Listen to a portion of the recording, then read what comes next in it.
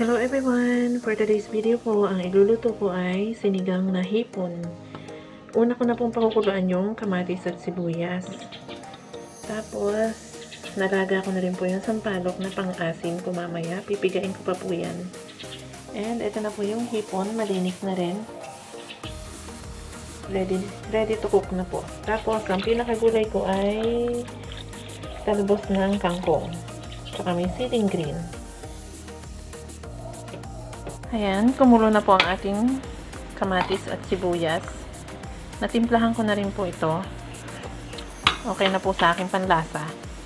Ilalagay ko na po yung gulay. Una ko pong ilalagay kasi mabilis lang maluto yung ating hipon. Pakukuluan ko lang po ito ng konti.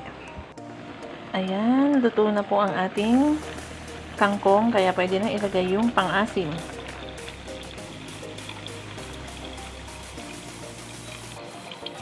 Hintayin na lang din po natin kumulo and pwede na ilagay yung hipon. Ayan, kulong-kulo na po. Luto na ang ating pang-asim, kaya ilalagay ko na ang ating hipon. Isang kulo na lang din po yan at pwede nang ihain. Sobrang dali lang po kasi iluto nitong hipon.